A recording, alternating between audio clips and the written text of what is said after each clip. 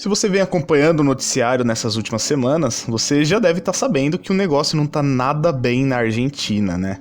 O país já atravessa uma crise terrível nos últimos anos, com recessão na atividade econômica, recuos no PIB ano sim, ano não, inflação altíssima, baixa produtividade, taxa de desemprego elevada, um déficit fiscal que já virou tradição na Argentina, além da desvalorização da moeda. E por conta disso, o poder de compra e o padrão de vida dos argentinos está numa decadência assombrosa e sem perspectivas de alguma melhora a curto prazo. Só que como nada é tão ruim que não possa piorar, né, como diz o ditado, nas eleições presidenciais primárias que ocorreram há cerca de 2 semanas na Argentina, que a rigor não é a eleição de fato, mas foi uma espécie de antecipação do resultado que pode acontecer em outubro, o candidato de esquerda, Alberto Fernández, venceu com 47% dos votos válidos na Argentina, a corrida presidencial, o que seria mais que suficiente para elegê-lo ainda em primeiro turno. E adivinha quem Alberto Fernandes traz como vice para, ironia, reerguer a Argentina? Isso mesmo, Cristina Kirchner, nada mais nada menos que talvez a maior responsável pela situação crítica atual do país hermano.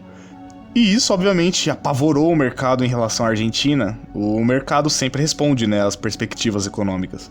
E já no dia seguinte dos resultados das eleições primárias na Argentina, o peso argentino teve uma queda de 30% de seu valor frente ao dólar.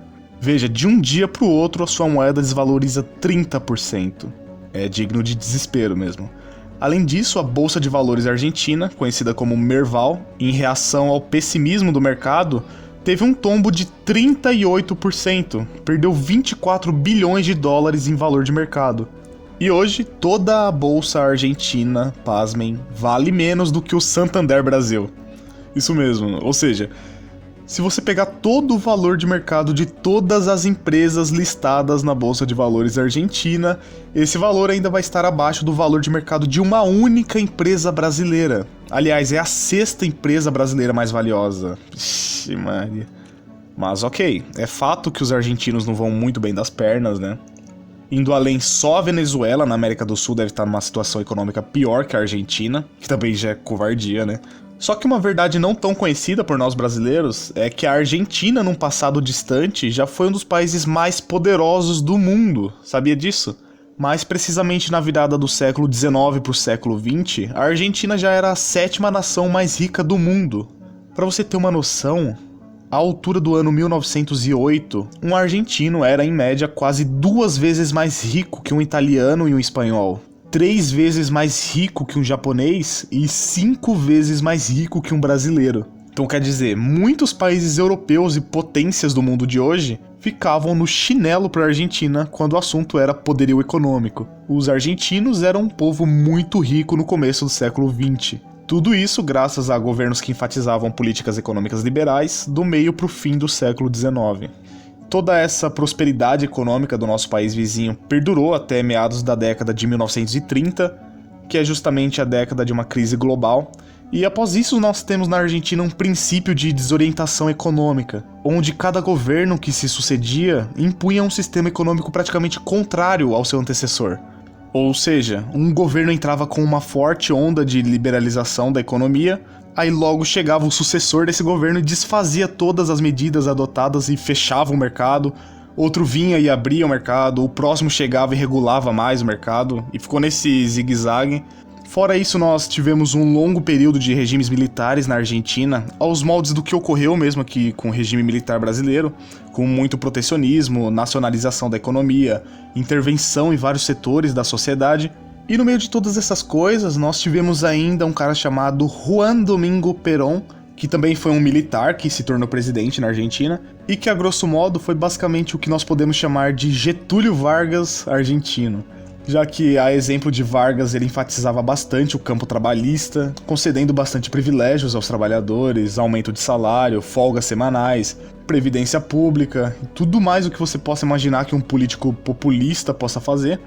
Além de que Perón focava muito no fator justiça social, idealizando uma sociedade argentina mais igualitária, e todo esse pensamento de Perón originou o peronismo, que é uma corrente política muito forte na Argentina, que é inspirada em Perón e que permanece até os dias de hoje bastante forte no cenário argentino.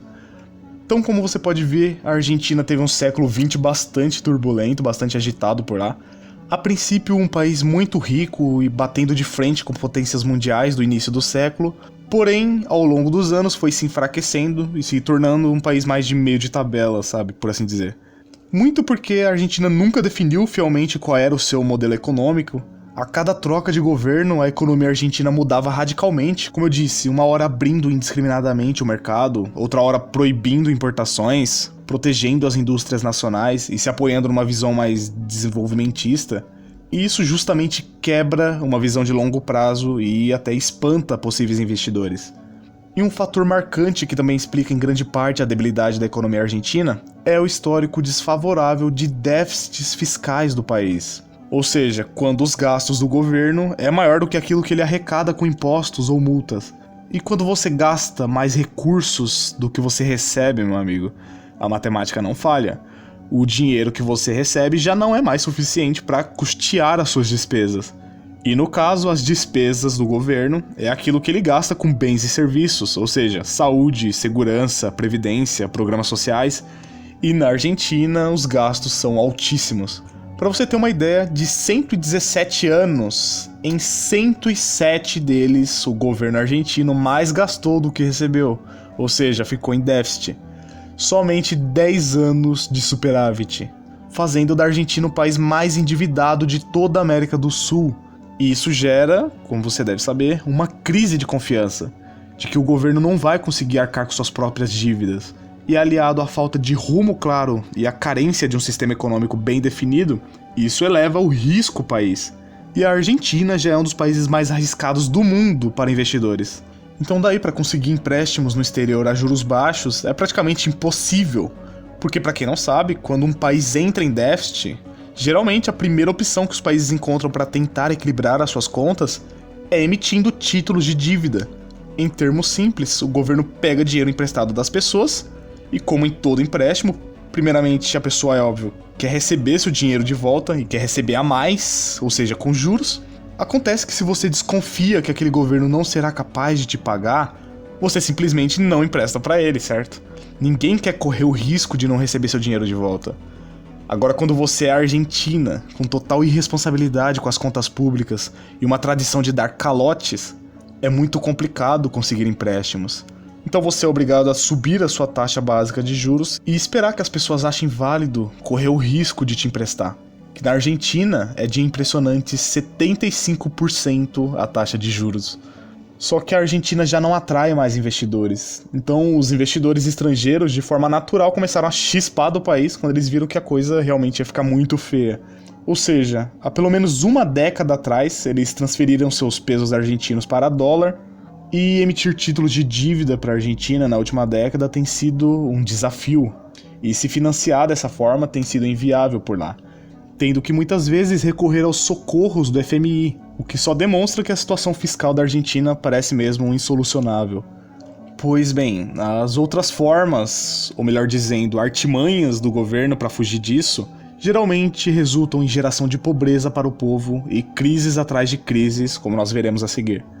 Então pode ser que talvez alguém diga, mas é simples, é só você cobrar mais impostos mais altos, que automaticamente você consegue arrecadar mais do que você gasta, certo?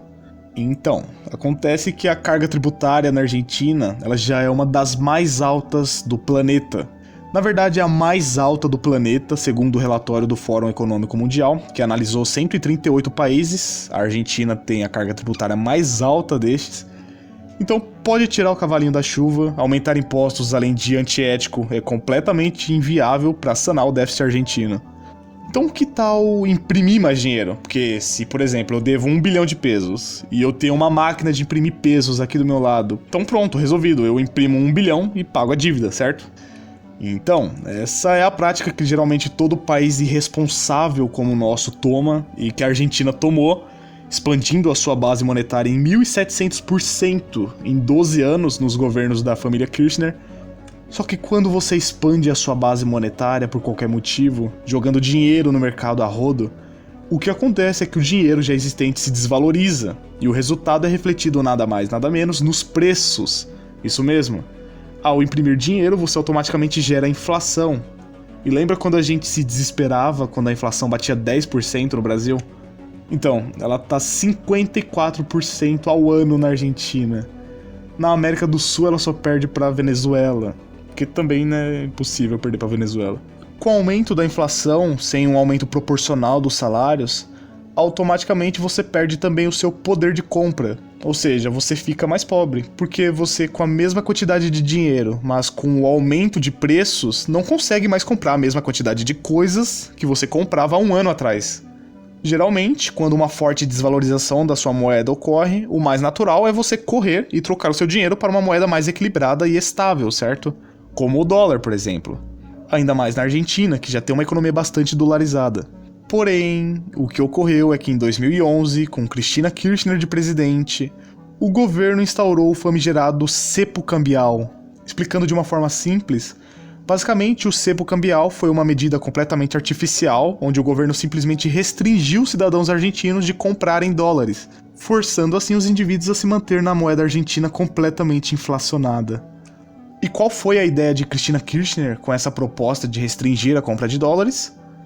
Bom, na tentativa de não desvalorizar tanto a moeda nacional frente ao dólar, porque se você deixa de ter a moeda do seu país para ter uma outra, logicamente você tem um enfraquecimento da moeda nacional, a Kirchner tentou segurar isso, desestimulando e até restringindo a compra de dólares. E quem sabe assim financiar o déficit crescente do país. Só que claramente isso não funcionou. E além do mais trouxe uma forte recessão ao país. E a disparada da inflação durante ainda o governo da Cristina Kirchner. E daí é que surge Maurício Macri, que é o atual presidente, de viés liberal, e aí ele prometeu dar um fim com a impressão de dinheiro para financiar a dívida, e enfim abolir a bolha do cepo cambial, que só trouxe desgraça e pobreza ao país. Além disso, o Macri também garantiu controlar gastos, atrair investimentos estrangeiros e, com essa junção de medidas, promover o fim da recessão e da inflação na Argentina. E através desse discurso, o Macri ganhou bastante popularidade e confiança do povo argentino por lá, que viu que a economia em frangalhos era fruto do puro socialismo que imperava no país há décadas, e que a esperança agora era a de colocar um liberal no poder. E assim se fez, Macri foi eleito, e o que mais poderia dar errado, né? Nada poderia dar errado, nada se Maurício Macri realmente advogasse por ajustes duros na frágil economia argentina. Apesar de, claro, o dano trazido por Cristina Kirchner não era pouca coisa. Era difícil de resolver as aberrações promovidas por Cristina. Como eu disse, a economia da Argentina estava em frangalhos ao Maurício Macri assumir. Porém, o mesmo Macri que havia prometido reformar a casa com cortes de gastos e uma política fiscal austera, simplesmente pecou por seu gradualismo. E até agora pouquíssimo fez para conter a bolha monetária, o déficit fiscal e a inflação na Argentina. Então antes que digam que liberalizar a economia não resolve, que não sei o quê, na verdade o que marcou até agora a gestão de Maurício Macri diante do governo do país vizinho foi apenas o seu gradualismo ao propor reformas pouco impactantes, justamente pelo medo de gerar certa revolta do povo que sempre esteve acostumado com um Estado grande e provedor na Argentina, até mais do que no Brasil. Mas não deu outra, se você não assume uma postura firme, você simplesmente está empurrando o problema com a barriga. E por consequência, hoje o Macri tem apenas 5% de popularidade entre os argentinos, e mesmo que o povo ainda tema bastante a volta de Cristina Kirchner e todo o seu descrédito, é daquele jeito, né? Talvez muitos argentinos sinceros hoje pensem que era melhor com Kirchner do que agora com Macri no poder, porque a bolha criada pela Kirchner foi se adiando tanto para estourar, com suas medidas populistas de congelamento de preços e subsídios, além do assistencialismo, que essa bolha só veio a piorar com o Macri, então estourou na mão do Macri, que também teve medo de propor medidas mais impopulares, como cortar na raiz programas assistencialistas do governo, de diminuir a participação do poder público sobre a sociedade, reduzir a folha do funcionalismo público, que é absurda na Argentina, coisas que iriam desafogar um pouco a crise na Argentina a médio ou longo prazo. Mas o medo de trazer mudanças estruturais, de parecer muito severo, é o que realmente está acabando com todas as chances de reeleição do Macri e de uma recuperação na Argentina.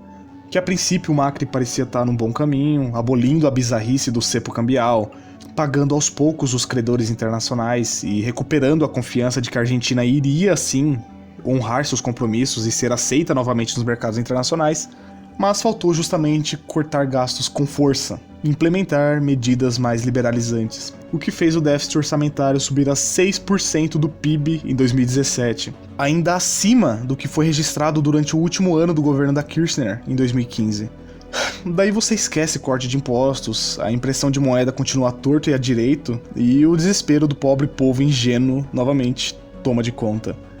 Agora, o novo futuro presidente, que com quase toda certeza vai ganhar o Fernandes, né?